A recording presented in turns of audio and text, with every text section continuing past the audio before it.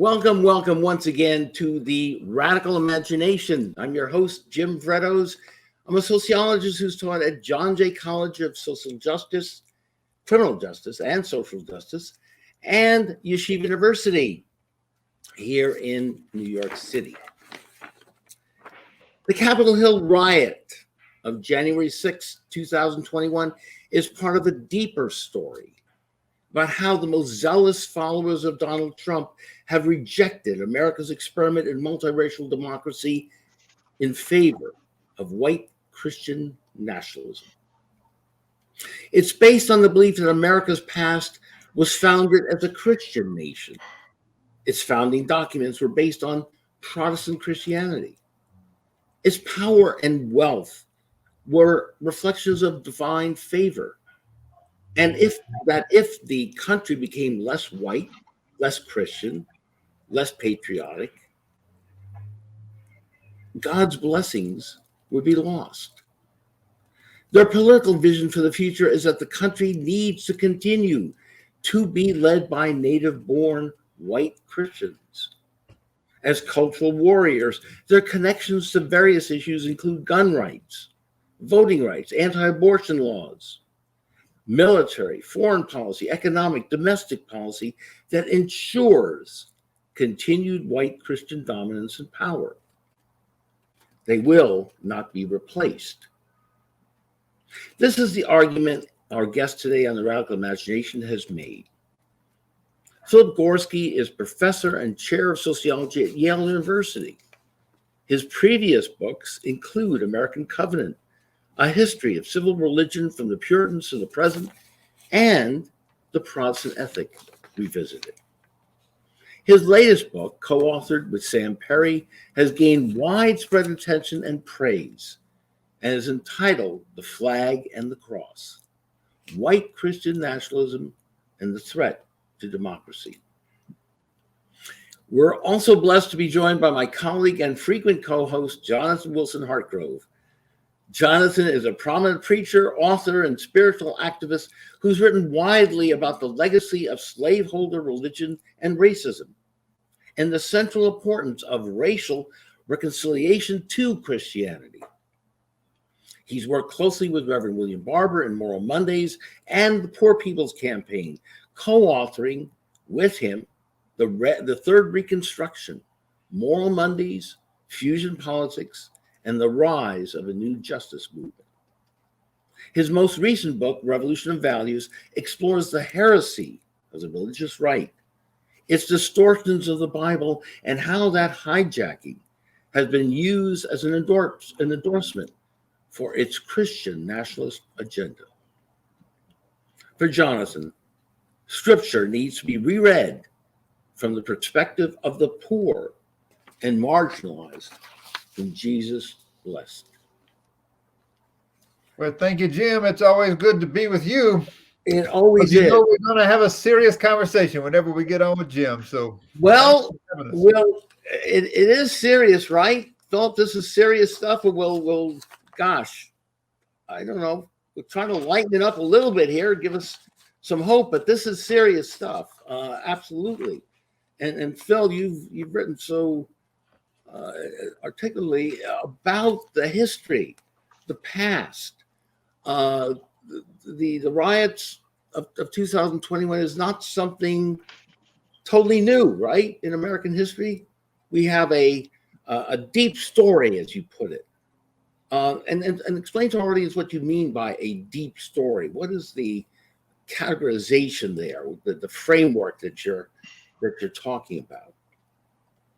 Well, I think this is one of the things we're trying to explain in the book, is just how deeply rooted this really is. So I think there are a lot of folks who, if they hear this phrase Christian nationalism or white Christian nationalism, they maybe think back to Jerry Falwell and the moral majority in the 1970s and 1980s.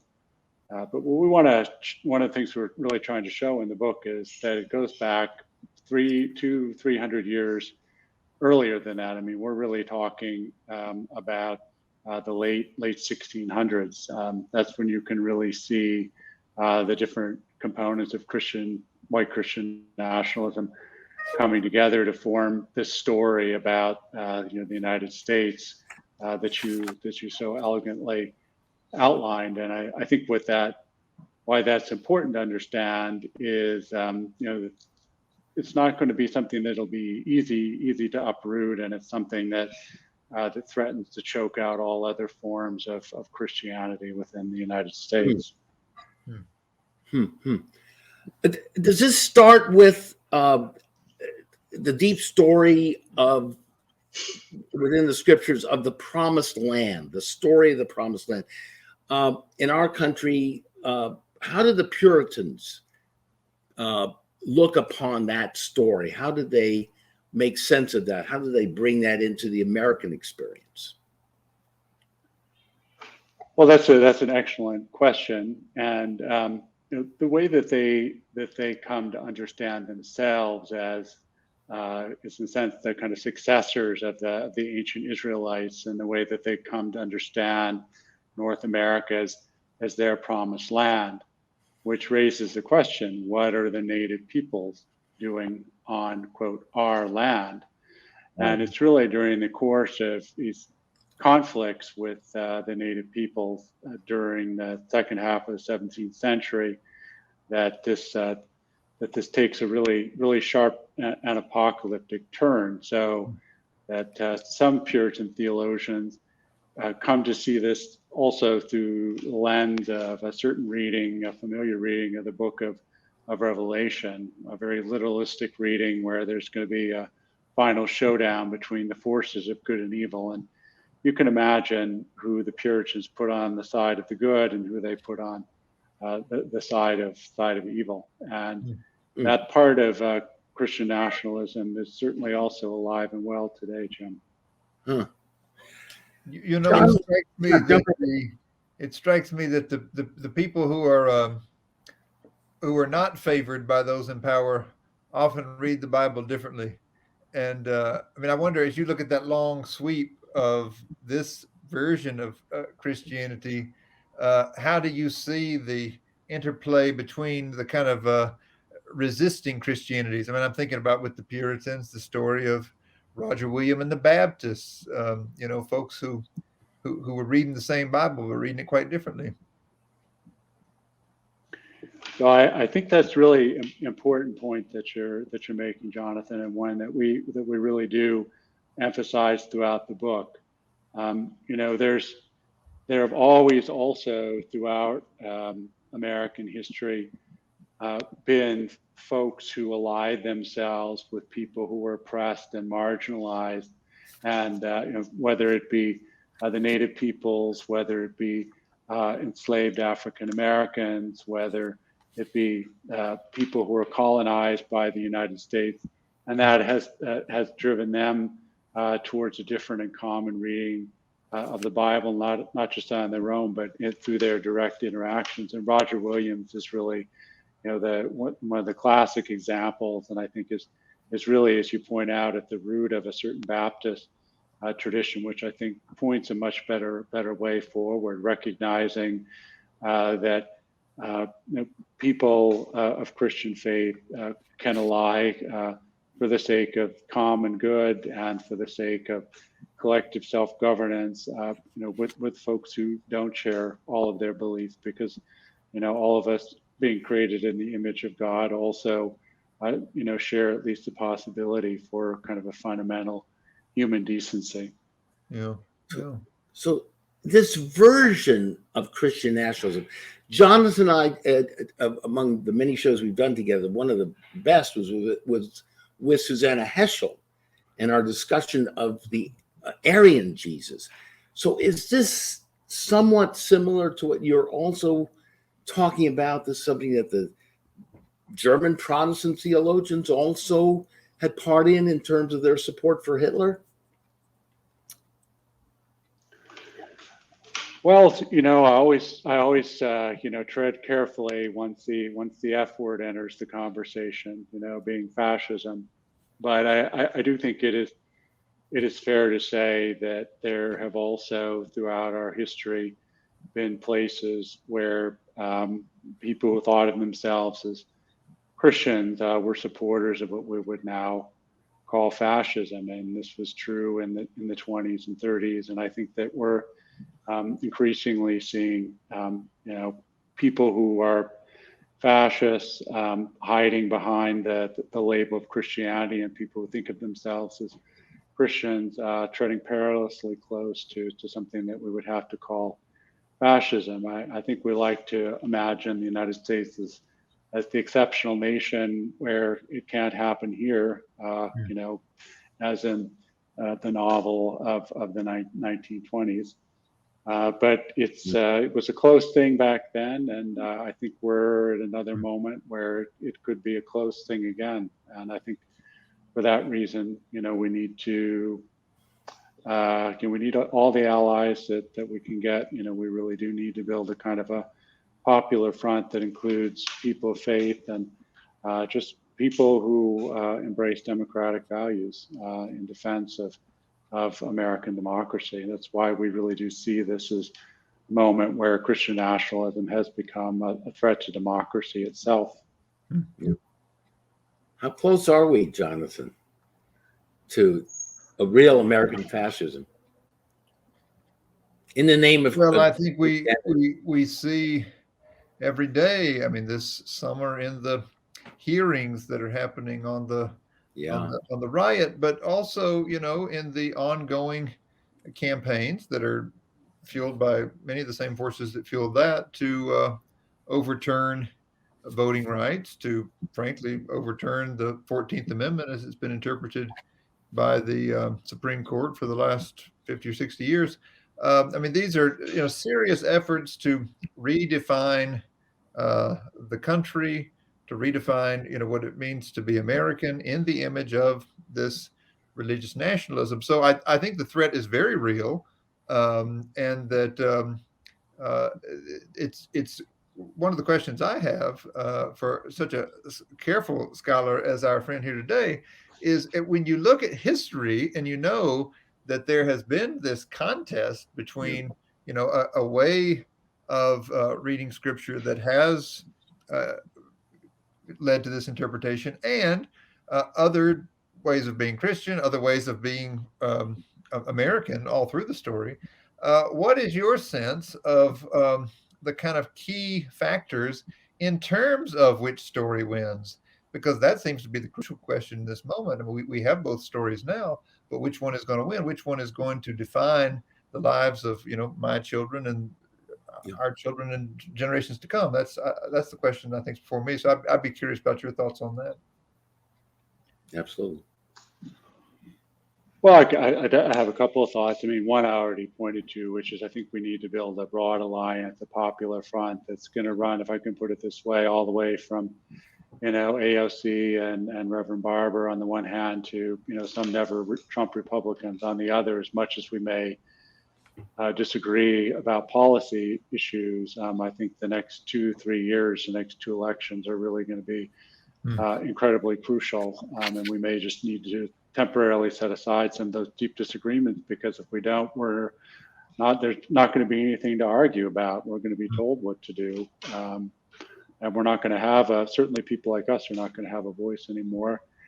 I also think it's vitally important. You cannot build this coalition without Christians and without people of faith more broadly. And so I think that, for this reason, there is an incredibly important role for faith leaders and just lay folks, to do whatever they can to reach out to people who can to still be reached, and witness to them about what you see happening.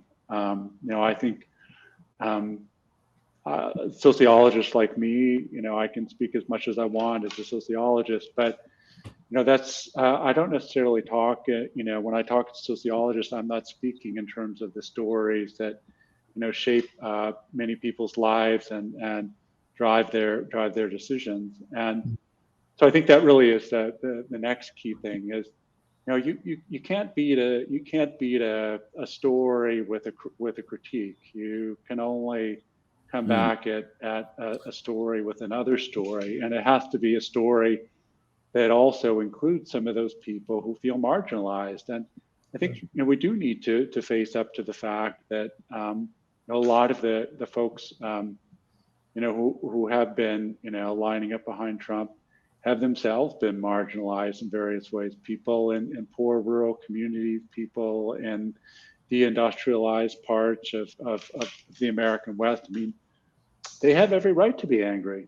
I understand their anger. I just wish that they had a worthier tribune who would call them to a higher set of values, that would articulate a story that would make them feel like they were included, and restore a kind of sense of worth and dignity to them as well, and would help them to see other folks who are not like them as allies and brothers and sisters, and not as enemies and people who have stolen what belongs to them. So I think that's another way in which faith leaders like yourselves can play an incredibly vital role, because that's not a work of sociology. That's a work of theology and even of poetry. Kind of being able to to really just help people connect with those larger stories that we use to order and guide our lives. Well, I think that's very helpful. I have been struck by the way that much of the contestation about the future is really a struggle between two kinds of populism. It seems to me most of the time when you read the papers and watch the news, the sort of populism that's talked about is this a popular appeal to a kind of corporatocracy that the MAGA movement represents. But, it's also been here all along. I think the fascists in the early 20th century were very pro-corporate and, very much appealing to, a popular sense of nationalism and such. But on the other hand, the labor movement was a popular movement, and frankly, we see a labor movement surging right now among a group of workers that have not traditionally been organized, service workers. This year has seen some of the most rapid growth of unions we've had in 50 years, all among, baristas, coffee shop workers, Amazon workers, folks who've not traditionally been organized. So as I see that happening, one of the things I wonder about is how might this sort of better story that you're pointing toward appeal to the popular forces moving in the country right now that that definitely want change, and that might include some people who are susceptible to the appeals of a kind of fascist corporatocracy, but who, for the sake of themselves and their own families, might also get on board with a kind of populism for the common good, a kind of pro-democracy populism that's more like what came together in the labor movement and the civil rights movement, those sort of things. Do you think there's a historical lesson there in terms of how we've seen those sort of coalitions come together? For sure, and I think you're right to emphasize that this is a moment of opportunity, particularly as regards the labor movement. Pro-union sentiment is higher now than it's been in my lifetime, and I'm not that young anymore.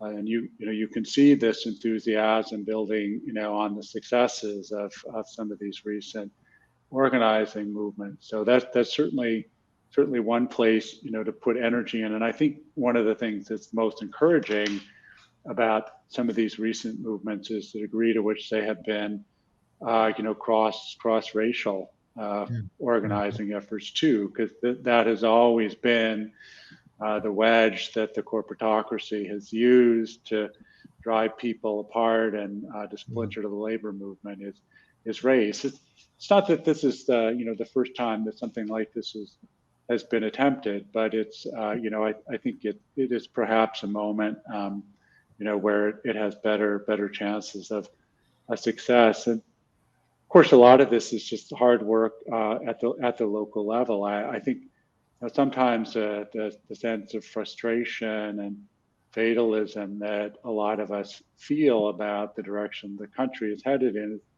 is because we have been too focused on the federal government. It's a kind of a kind of a paradoxical legacy, or a ironic legacy of the New Deal, which is the moment that many folks on the left, including myself, still kind of look back to.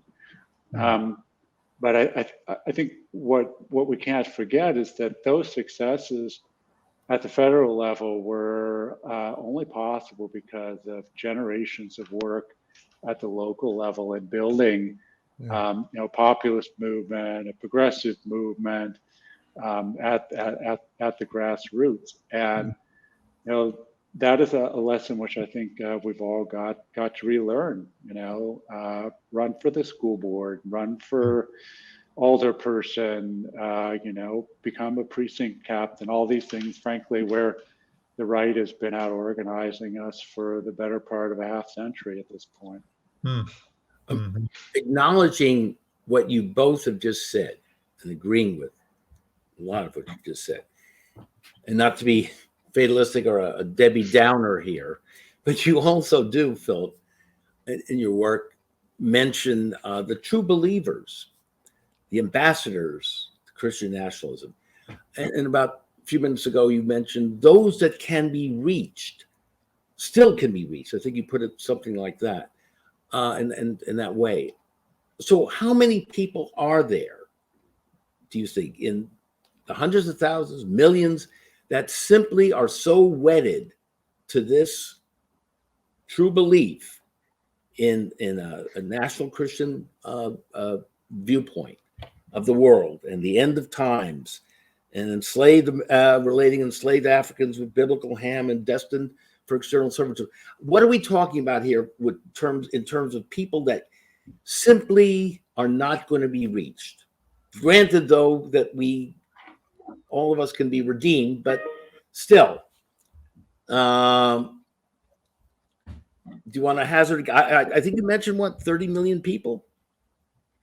It's a big number. I think you're really talking at least 25% of the electorate, if not 35 or 40, right, that at this point are, for now, are just unpersuadable.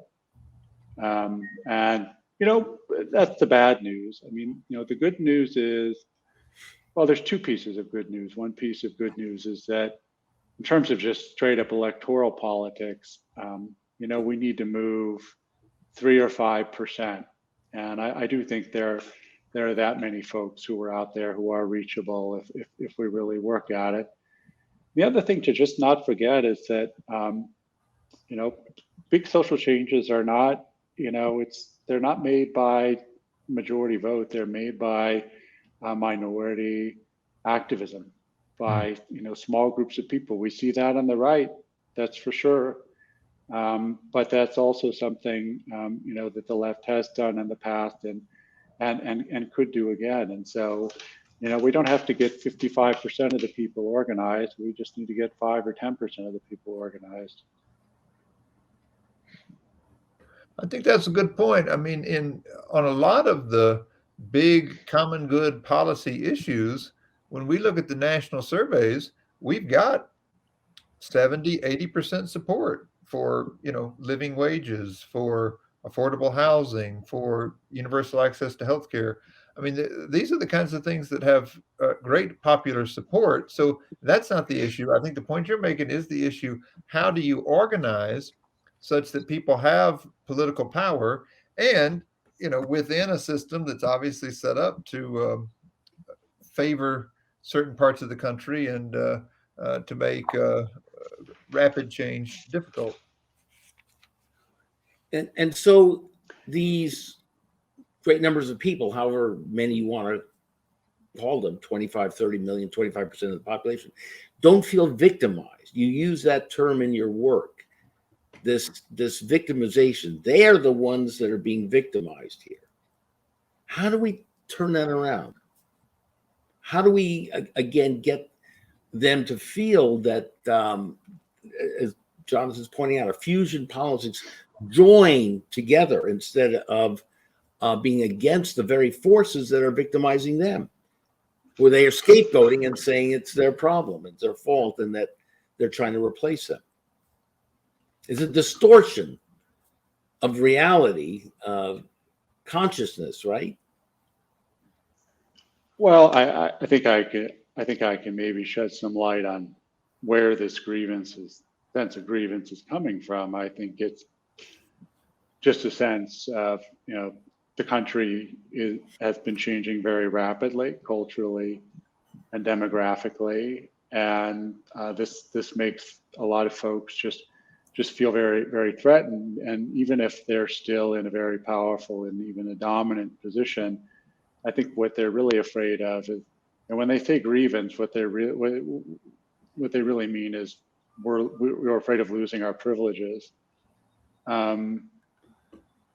The end, of course, is to somehow, convince people that 1 + 1 can equal 3. That is, that people working, that we can be more than the sum of the whole can be more than the sum of the parts, and that that everybody would benefit from working together, instead of thinking in these zero-sum terms that if somebody else is better off, it means I'm going to be worse off. But how you do that, that's I'm just a sociologist, Jim. Come on.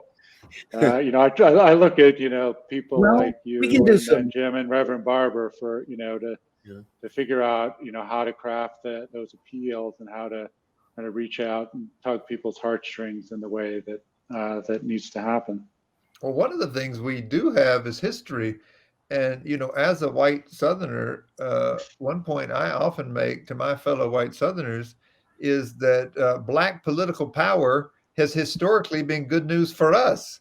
After the Civil War, it was Black Republicans voting with white populists who elected people who actually created universal public education in the state where I live. So my family, got a public education and all of the economic benefits that came from that generationally, because Black people were able to vote, even for if only a short time, in the aftermath of the Civil War. I think that's incredibly important history for white folks to be considering in this moment, as they're being, appealed to with this sense that you're losing your country. If those people have power, you're going to be forgotten. No, those people have actually helped us. If you're talking about, non-white people voting in our history. Absolutely. Couldn't agree more with that, Jonathan. Yeah. And this is a tricky thing. So I think part of what we need to do is we need to learn how to speak to people about class again.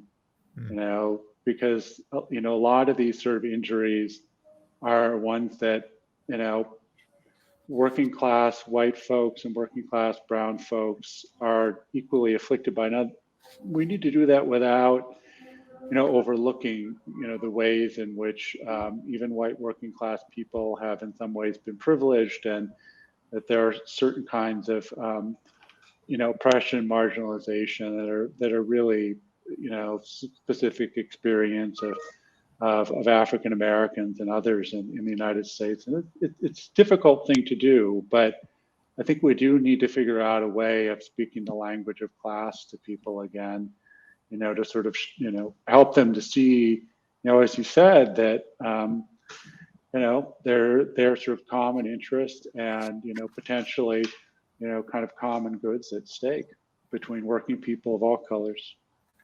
It helps to dispel this persistent racist myth that has floated among white folks forever, which is that, Black people are dangerous. They're out to get us.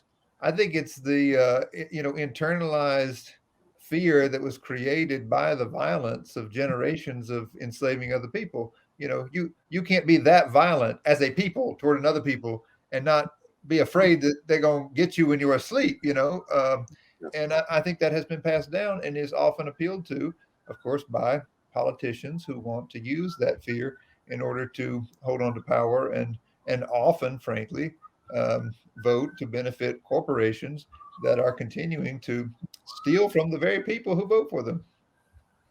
Yeah, Philip, you've written about the Protestant ethic. Can Max Weber be of some help here? The Protestant ethic and the spirit of capitalism. in getting us to understand that narrative of class better that you pointed out needs to happen. Yeah. You know, it's funny. I often teach this, you know, Weber's famous book, The Protestant Ethic and the Spirit of Capitalism. And really kind of one of the fundamental points about in that book is that, you know, for many Protestants and certainly many American Protestants, you know, work becomes this kind of sacred thing that you put above all else, you know.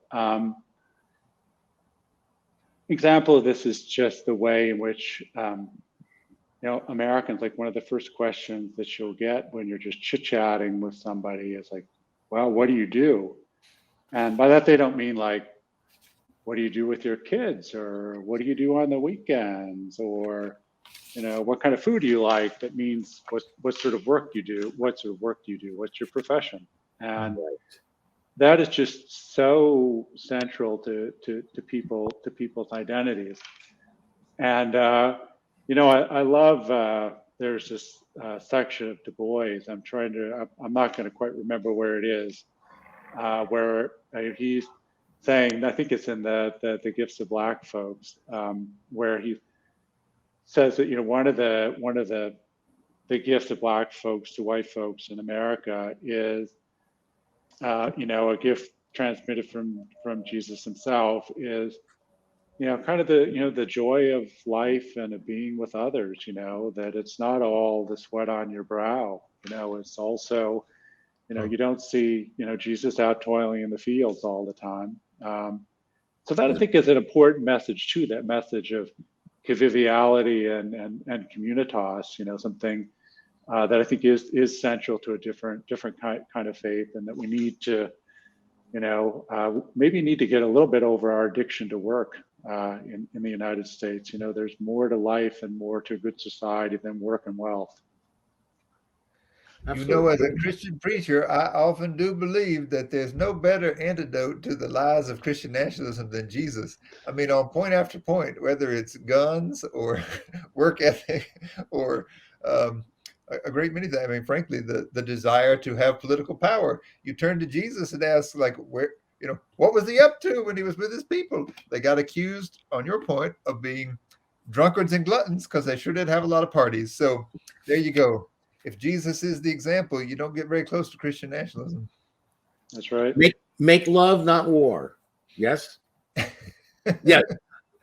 To go back, would you like to spend just a couple minutes on the impending election in the original promised land, Israel, who had a fusion government for about a year or so, wasn't it? Mm-hmm. That brought together, I think you were talking about this earlier, Philip, the need for us to work together and have sort of a reconciliation of interests that we haven't been able to do very well. We've been so polarized. Israel, in a sense, is going through the same thing. They're faced with a decision, as you were saying too, Jonathan. What route are they going to take? What narrative are they going to attach themselves to? Are they going to try to expand its civilization, its country, to include everyone, or is it going to go back to a more divisive, narrow-minded vision of, if you will, Judaism? Well, I'm not an expert on Israel or on Judaism, so you know, I tread carefully too. I was at a conference a couple of weeks ago where there were a lot of experts on both of those subjects, and really, I think that the message that just kept coming through to me and listening to them was that they really understood Judaism as a universalistic religion, and right.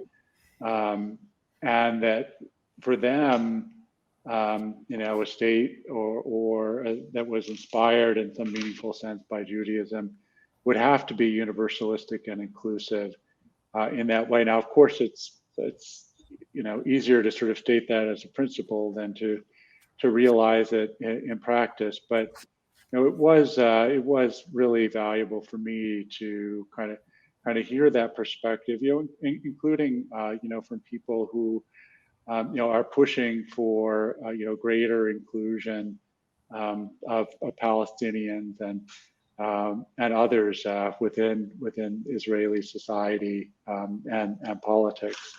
So I was certainly very encouraged by that coalition government, and I certainly am very worried, as I'm sure you are too, about return of Benjamin Netanyahu to power.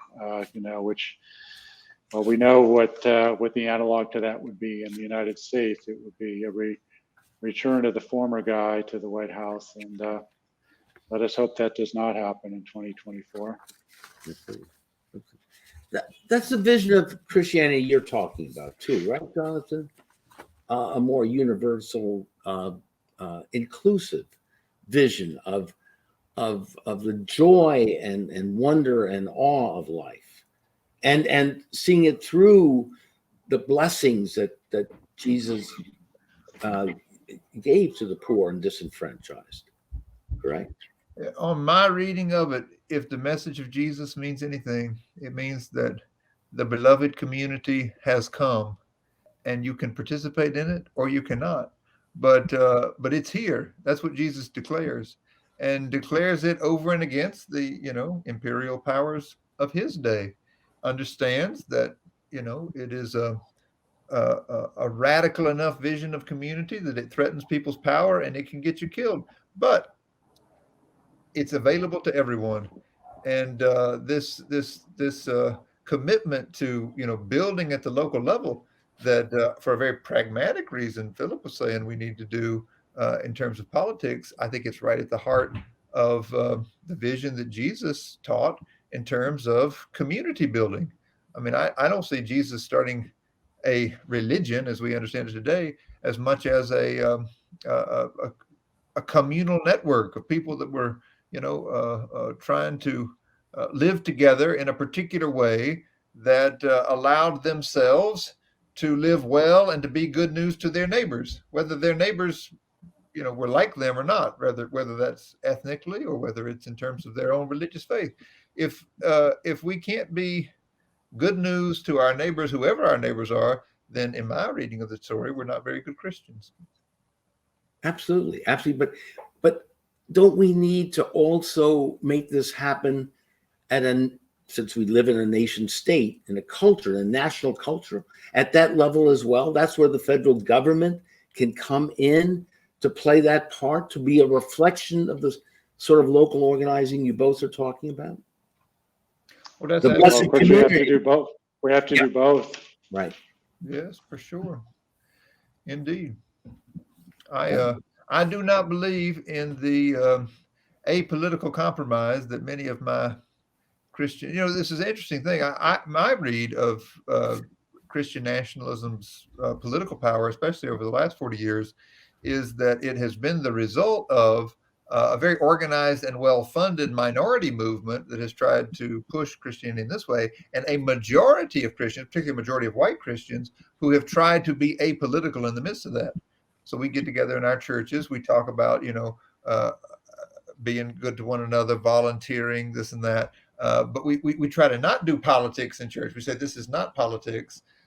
And the result is that we've left a sort of vacuum in the public square where these extremists on the right have come in and defined the moral issues of our day. I mean, I just take this as an example. 50 years ago, I think you could have asked in almost any household in the country, what are the moral issues of the day? And while people would have disagreed on them, they would have included everything from civil rights to women's rights to questions of the environment, war. These were moral issues and they were debated as such. If you ask anyone in the country what the moral issues are today, they're going to say abortion and sexuality issues, because that's what the right has pushed for the past 40 years. And on that, they've made their big story that Philip was talking about. They've made it the story that's defining what the moral issues are in public life, whether you agree with their position or not.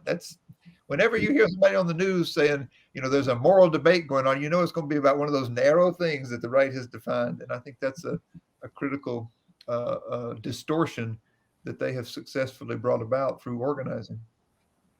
Help our audience understand that a little more, both of you. How did that happen? How does that still continue to happen?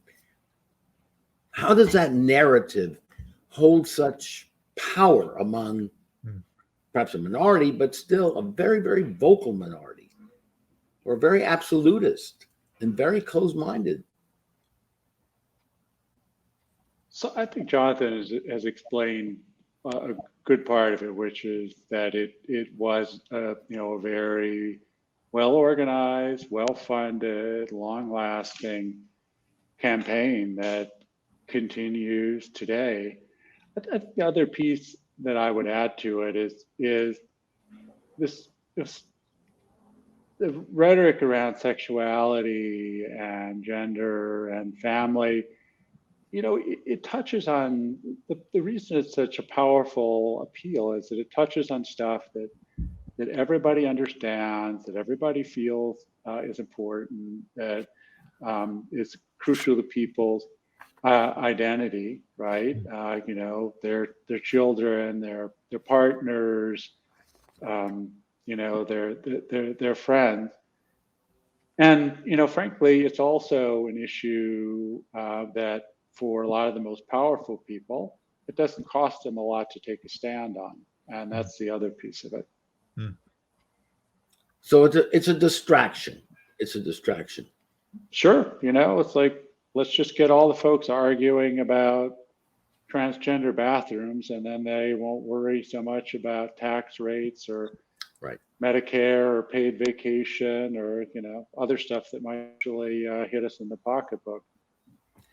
And in the remaining few minutes we have here, as we're watching the hearings and so on, what do you say about Cassidy Hutchinson's testimony as a moral voice in the wilderness and the reality of more political violence? Well, I was, the testimony was very, very powerful. I think it was partly powerful just because of some of the kind of concrete images she was able to pass on, the ketchup on the wall, Trump trying to grab the steering wheel in the presidential limo, the sort of stuff that sticks in people's minds. So I have to be honest, the moment when I remember on the day I saw Roger Stone in a golf cart surrounded by the Proud Boys, I was like, this goes straight to the top. I mean, it was totally clear to me on the day. But, the committee has done powerful work in laying it out. There's certainly, credit to Cassidy Hutchinson for her courage. It has been striking to me that, many of the most powerful voices actually have been women and younger people, but especially women. And I guess maybe that's a topic for another interview.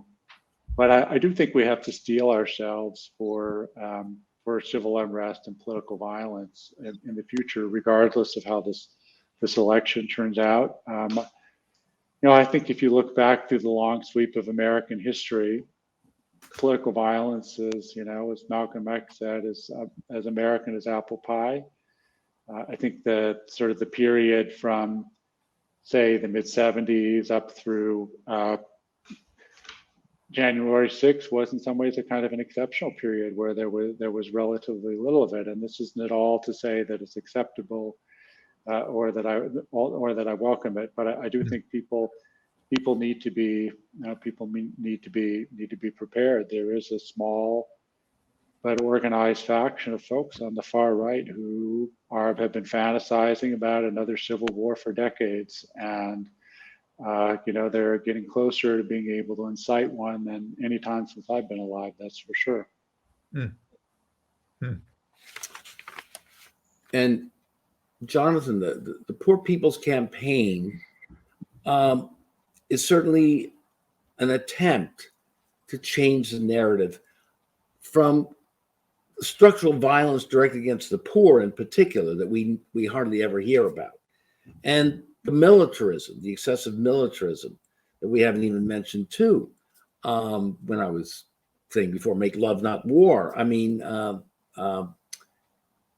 seriously, that's Jesus's message too, correct?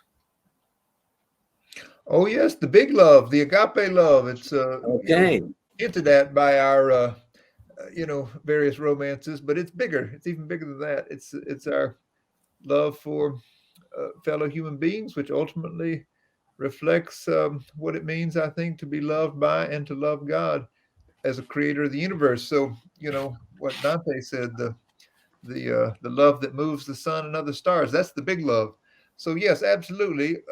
We need a movement that draws us up into that and allows us to participate in that in our daily lives. I think it needs to be a popular movement. And I think the Poor People's Campaign is the closest thing we have to that in the country right now. We had tens of thousands of people in the streets in DC on June 18th. But more importantly, all those folks going back home, working with their neighbors, building coalitions that are committed to getting out poor and low income people to vote this fall, because we've done the homework on this, and we've got 15 states where just a marginal increase in poor and low income voters would change the outcome of elections.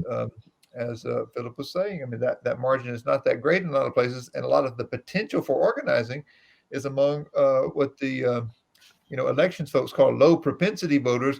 But you talk to people who are low propensity voters, these are not people who are, disengaged with life, but people who, by and large, when you listen to them, say, we haven't had anything to vote for in decades.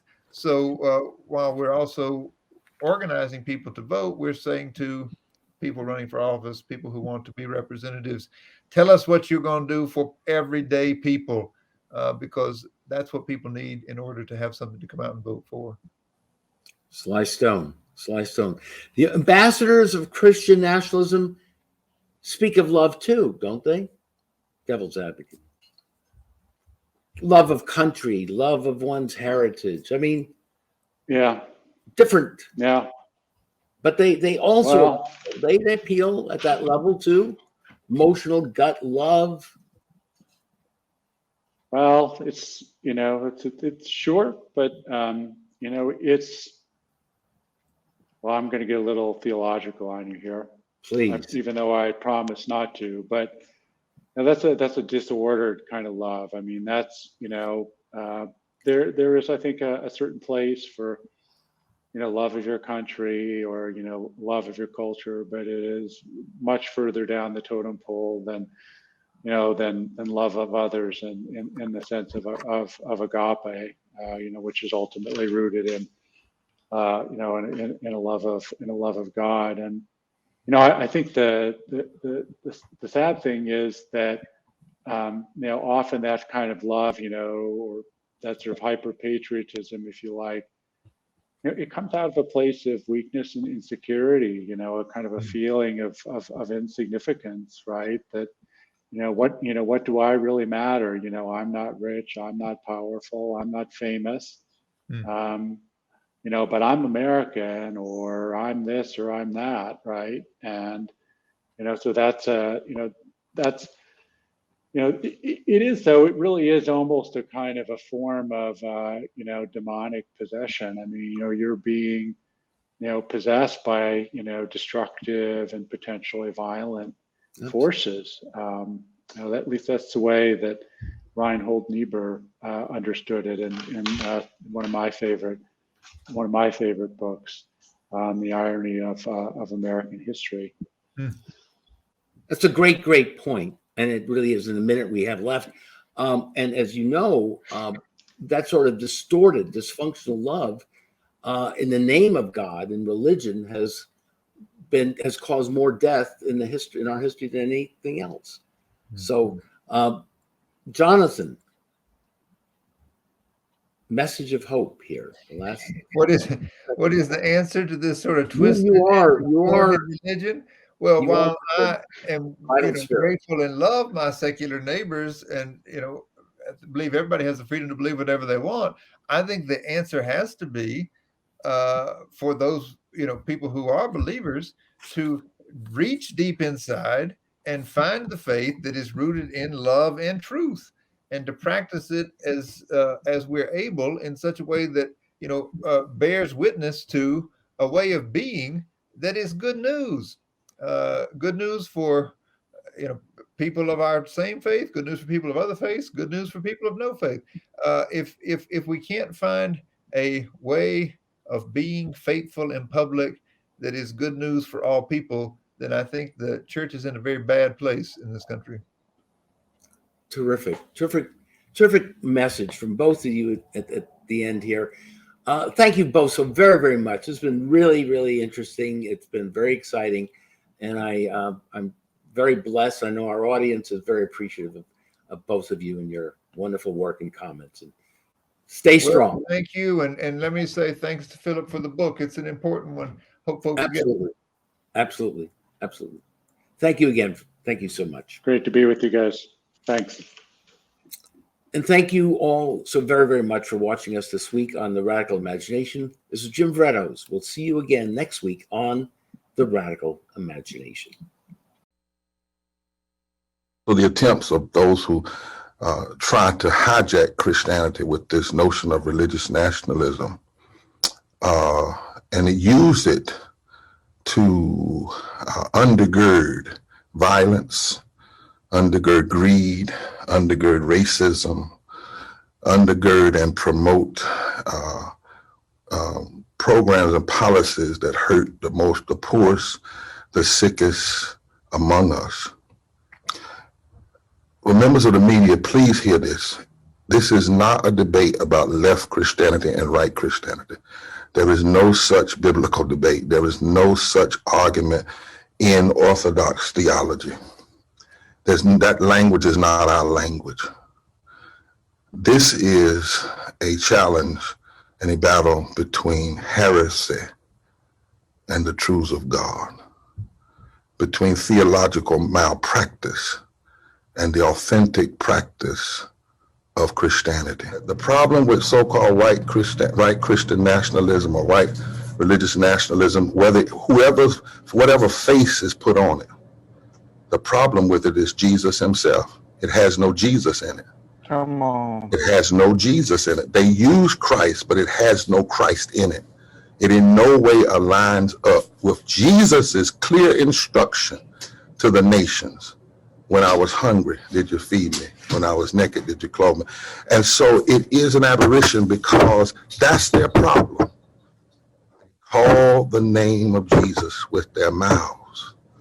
Heart and actions are far from it, which makes it heretical, theological malpractice, that we have a loving, truthful obligation and an anointing of the Spirit to challenge them. Not because we hate them, but because it is the ultimate sin to try to take the glory of God and use it for your own gruesome purposes. God bless you.